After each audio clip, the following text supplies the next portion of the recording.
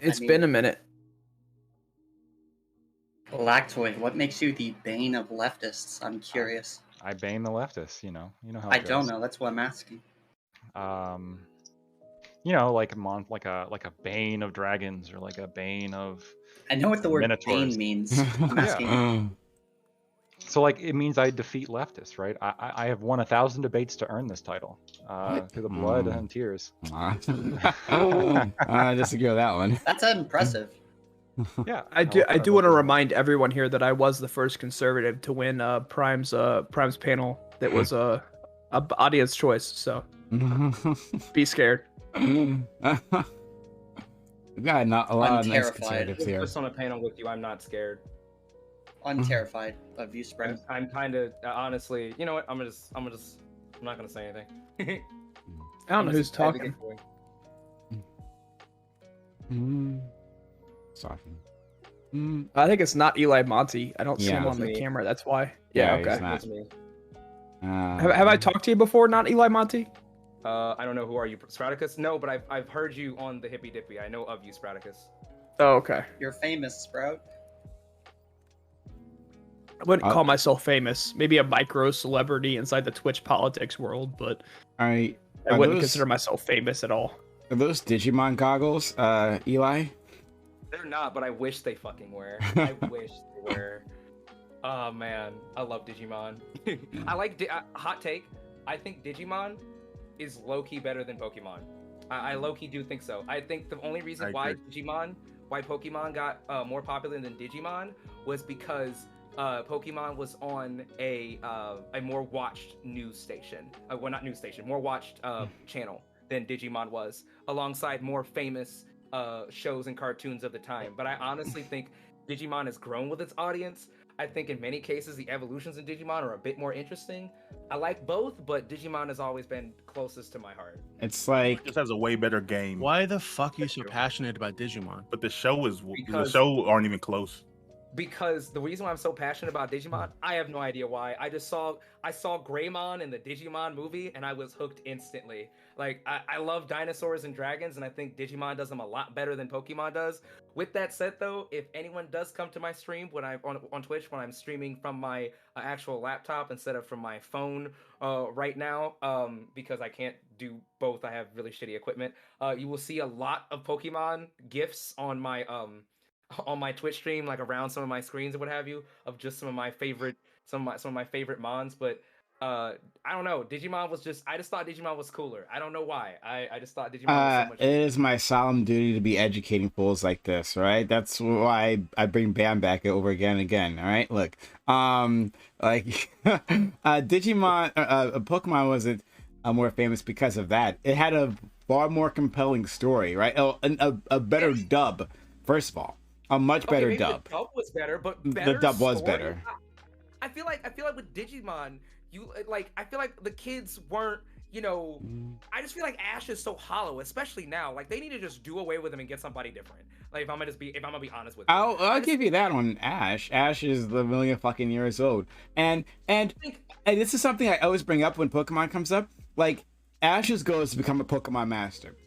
In all these years, it's been like what, fucking 25. Bear back, guys. I gotta blow my nose. Bear back. Sure. It's been like 20 years or so, even maybe longer than that. They have never once defined how to become a Pokemon master. Not once. Literally, no one knows how to do that. Also, it just, I feel like with the fact that there's two different worlds in many cases within the Digimon story, that adds a bit of depth to the whole concept. You think like, it would. It's one thing when you live in a world where the creatures are common, like in Ash's world and the Pokemon world, but it's a whole nother layer and whole other stories that you can tell when you've got to figure out when you got to like be with Marcus as he's trying to hide Agumon, or like or like the fact that Ty has to struggle with the fact that like with the fact that like in the Digimon world, Agumon is like considerably smaller than him, or maybe the same size as him. Meanwhile, in his world, Agumon is a fucking giant, the size of the semi. let me pull back. Let me pull back. I think Pokemon has much better mechanics, easier to understand mechanics. And I think Digimon was a bit more random in how their mechanics work. It was especially the card game. I think was it like the third season of Digimon? The darker one with the red. It was like the red. Digimon Tamers. Tamers. Yeah, Digimon Tamers. That was great. That was motherfucking great. That was classic. It's so good. It's so good. Like, and everyone wants another season like that, right? Like, please bring back the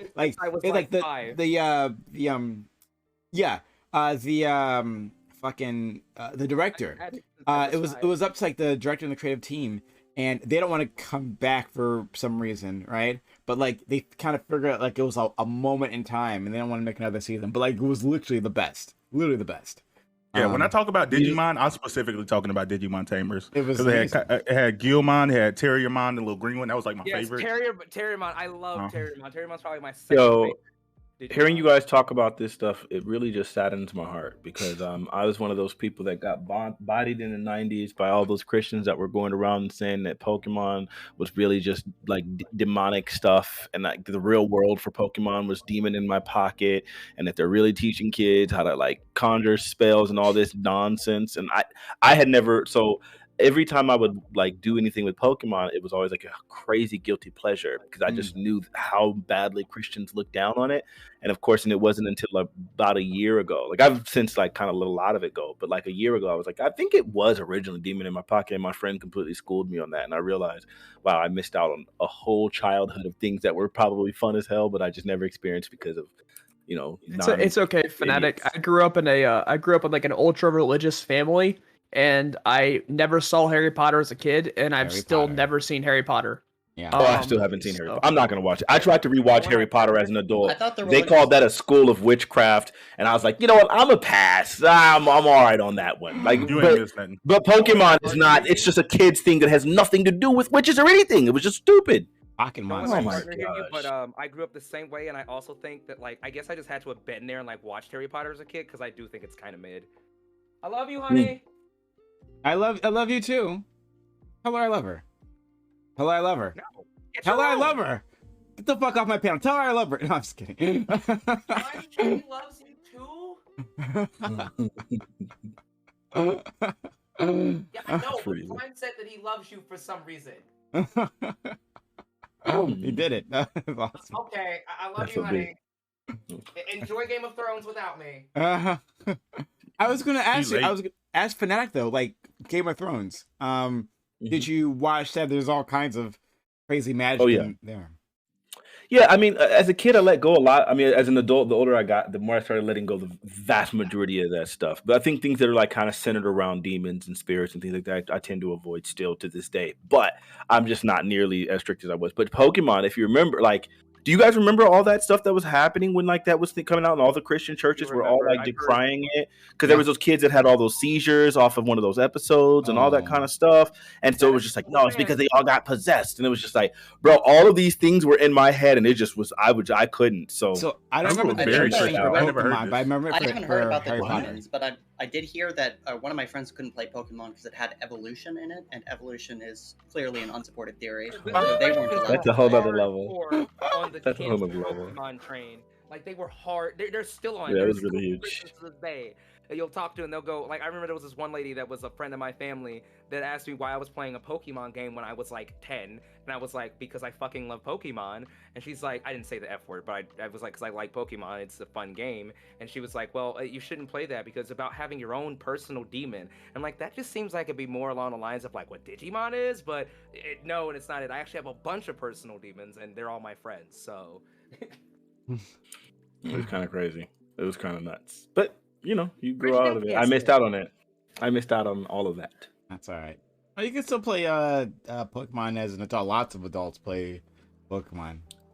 Oh yeah, I started playing. I played Pokemon Snap, and I was insanely good at that game, and it was like I had world records on it, and I always felt very guilty for having played it because I love the game. The game is like literally 10 out of 10. There's no way you're ever going to convince me that's not a perfect game, but at the same time, it's like, man, I'm taking pictures of these demons. It was bad. It's bad. I remember guilty thing. the one thing. So I don't remember like churches freaking out over Pokemon like originally. That's maybe before my time or something. But in terms of Pokemon Go, right? Because like they would appear everywhere. Sometimes they appeared in churches, and that freaked some of them out. It's like demon spirits, and they let loose demon spirits in our churches. That's hilarious. Because they still thought it was demons. Yeah, it's weird. Crazy. So it's like if you think these things are demons, and now people are taking pictures of them in your church, that might as well be an endorsement for Satan. It's just like, what is going on? Oh man. I mean, Digimon is literally like based off of code. Like it's just saying like, oh, they're like at best computer viruses, which feels weird in their lore. But I don't know if they've even had a freak out of Digimon. Oh, Yu-Gi-Oh! They might have had a freak out of Yu-Gi-Oh! Had spirits, like the spirit in the card, the heart of the card. Like I could get that parent feeling weird about that. But like or Magic the Gathering. Oh I refuse to play that game. I wasn't gonna play that right now. Why not? I love Magic. Seriously? I already knew I wasn't, just because it was like kind of OD on a bunch of that stuff. But again, I don't know. It's really weird because I think for the most part I've let go of a lot of that nonsense. But I think there's still some serious residuals, and I do think there's still some merit to the idea of like, for me personally, like wanting to avoid stuff that's like very spiritual in nature and spiritually based. I stay away from that stuff. So you never do a D&D game? If it's like because there's a game called Baldur's Gate Dark Alliance. I also played that when I was 15, and it was like another one of those guilty pleasure games. One of the best RPGs I've ever played in my life. I would probably I would just have to know, like I'd have to look more intimately at what the game is about. I never played Dark Souls because of what the game was called, and I didn't know what the game was going to be about, so I had never played it. And someone gave me the game, and so I just had it sitting on my thing, and I never touched it because I was always afraid, like, it might be demon based. I don't know. My guilty pleasure is wanting to do a black ABE like D&D campaign, but like I don't know. Yeah, I said I would try. I would probably try it as long as it's not like demon based. What would happen? What was the worst case scenario? Magic the Gathering fan, hardcore. What's the worst case scenario that could happen to you with Dark Souls? Like the worst case scenario. Oh, I don't really even know that there's anything really terrible. I just had doesn't want to support the idea. Yeah, well, I had like really bad spiritual dreams, like in the sense that I was always dreaming like post-apocalyptic stuff because being raised in that kind of stuff, then you just kind of are always thinking and fixated on it. Yeah. And so I used to dream that all the time, where it's like the world was coming to an end, God was coming back, and all this kind of stuff. Revelations is a hell of a book. Yeah, I've never read it. I've never read it specifically because that's the one book in the Bible that I haven't read. Fully. That was the most interesting one. That was the fun one. No, that one you can't. Either way, I never wanted any of that stuff, and I'm always afraid that like because of the fact that like the way I was raised, when like I encounter any of that kind of stuff, it gets fixated on my brain, and then I can't sleep, or I start having these like unnecessary fears. For instance, I remember my sister telling me about the movie Darkness Falls. She literally just talked to me about the movie, and before I even saw it, I had like the worst kinds of nightmares. It was terrible. I just avoid anything that's spiritual, just so I can have your siblings aren't like you. I know you got quite a few of them. Oh yes, some of them. For the most part, yeah, we're all in the same way. But when my sister went through this phase where she was literally into watching any movie that had to do with demons, like that was her favorite. Her favorite movies to date are thrillers, and she wanted specifically those movies. Those were the ones that she was into. And then she would have the worst nightmares and like these crazy visions and all this stuff. And it was like, yeah, maybe you should stop doing that. But she was just compelled to. It was her favorite. Fanatic, I take it you'll never touch a Ouija board. No. I'll say one thing that happened really quick, very, very short story. I wanted to play with the Ouija board because I always was like very curious. I had a super curious mind, and I had a best friend, and I went to one of my friend's house at 13 years old, and I decided to go ahead and play with one. And we played on the Ouija board, but I could tell they were moving it because I pushed the Ouija board down and I saw their fingers sliding because they were trying to move it. So I was like, okay, no, I don't trust you. But I had a best friend, and I knew for a fact, without a shadow of a doubt, I could trust this guy. So I called him up and talked to him, and he was like, yeah, man, you never trust people. I was like, we could do it. And he was like, yeah, but both of our parents were really, really crazy about that thing. So we made a plan. I was going to go drop off the Ouija board at the corner. He lived kind of, maybe about a mile and a half. I was going to drop the Ouija board at this corner, go down to his house, pick him up. We were going to go down to this place and play with it, and so on and so forth, right? And in that way, we knew we could trust it, because if it's the two of us, I trusted him with like my life. Yeah. So it's like I will know for sure if this thing works or if it doesn't. So that was my goal, to try to figure out if this thing was real or not. So I take the Ouija board, I go to my friend's house, pick it up, and I'm going into my house just to grab something real quick before I go to his house. Now, my mom normally just minded her own business. I was the youngest of 7. I was pretty much left on my own devices. She asks me, "Hey, son, what's that in your hand?" And I'm like, "Oh, it's just a game. I'm going to Desmond's house to go, play the game." And she goes, "Oh, okay. What game is it?" No, why would you ask me this? She never cared. She's always in her own, minding her own business. And I'm not a liar. So I tell her, "Oh, it's a Ouija board." And she just goes, "A Ouija board." And she just went clean off.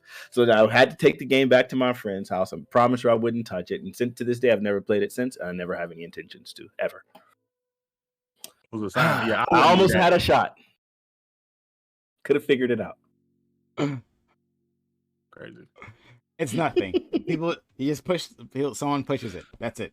Yes, it is. That's exactly what it is. That's all it is. But it might be some demons. You ever play with the spirit box though? You ever play with the spirit box?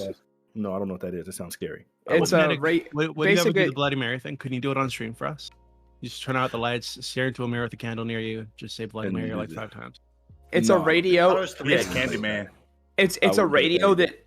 It's a radio that's supposed to sync through like empty radio channels, and it's just supposed to like rapidly switch channels. So that way, like, and supposedly spirits are supposed to be able to, they're supposed to be able to like manipulate the channels to where they can talk through it. But yeah, it's called the spirit box. Why would I ever do that? That's some white people stuff, right? Like pardon the expression, but you and I both know in all the scary movies, white folks have this like unnecessary curiosity, specifically for things of demonic nature, and y'all just be playing around with stuff, and then all of a sudden your house is possessed, and then now you guys need the black spiritual person to come try to save you guys as that person gets offed by the demon or whatever, but then you guys escape to safety. This is the trope, and I'm not about none of that nonsense. I have no curiosity. I don't want to touch it. Lactoid is the one here, right? Would be like the guy, "Hey, let's split up." Everyone. Yep. We would cover more ground. It's a good idea. Listen, if we split, literally did exorcisms and spells and shit like all throughout my childhood. Like, ooh. See, I'm scared of that. Yeah, it's like you're I think it's interesting. I don't know. I had a lot of weird experiences as like growing up that I can't really explain to this day. I feel like you had like the opposite. Like your experience is similar, but like in the other direction, right? Like all that stuff that fanatics' parents would never do, your parents did. Right? But they were still extreme about it all. My mother's side of the family literally call themselves witches, and they do like voodoo and Wiccan magic. Oh no! Get away from me! Ew! Get out of my universe! No, that sounds so terrifying. Someone said that was racist, and I cannot wait till we get on this second topic. Lord, if y'all thought that was racist. Yeah, my friend, he dated a Wiccan. And again, we're about to start, but yeah, my friend dated a Wiccan, and she like did a spell, and like apparently the rule is like they say like, oh, you can do good, but every time you do a spell, like there's always a counterbalance, like something has to happen to someone close to you, like for the level of like good that you did, and his house ended up burning down. And it could be complete coincidence, but well, it is complete coincidence unless she burned it down. Magic that you're doing, really, like I mean, like I think typically with like wizardry, Wiccans have a threefold law. You need like if you're talking about like wizardry, like you need like to give something up, like you typically need like a piece of like an animal or something like that. But if you're like doing something like sorcery, then you don't really need to give anything up because you are the power source and it comes from your bloodline. And then if you're like a warlock, then you have to specifically tap into like you're talking about D&D now, okay? But you're talking about D&D, like he's talking about. It sounds like what Bam is talking about is the rule of 3 that Wiccans have. Right, so if you do something if you put some kind of energy out in the world, it comes back to you times 3. So if you did like an evil spell, right, the evil would come back to them times 3. I've always fucked with people though. I think it honestly depends on like the type of magic that they're doing. Like, that's a Wiccan rule. You're talking about like D&D shit, like that. That's a Wiccan rule that they have. I'll go with somebody like a haunted place, like a haunted cemetery or something, and like they'll tell me all about it in the way there and all that shit. And we'll get there. and then I'll start like purposely agitating whatever they think is there. I'll be like just walking through whatever. Like, you can't do shit. Do something to me. Knock me over. And I start knocking over their stuff or whatever they deem that is like sacred there. I'll start messing with it, and it freaks my friends out. It's hilarious. They stop taking me. Hey, tell me if this is bad, you guys. Things, though. Or in many cases, draws from like other things. Like I dare anybody to try to argue against me as to whether or not Green Lantern is a warlock. Dude's a fucking warlock. When you not a fucking warlock. Oh my god! Sorry, I have to do it. I'll have to deal with this later. I have to deal with this later. Prime, really quick. I want to ask: do you think that it's racist for my channel? The name of the stream today is white. Prime's panel. White shooters gotta stop. Is that racist? I can prove that Green Lantern, that all the lanterns are warlocks. They gotta stop. Oh, but then if I whatever. Okay. All right. Look, Eli, I'll deal with you later, right? Like, there's only so much educating I can do right now. All right. So.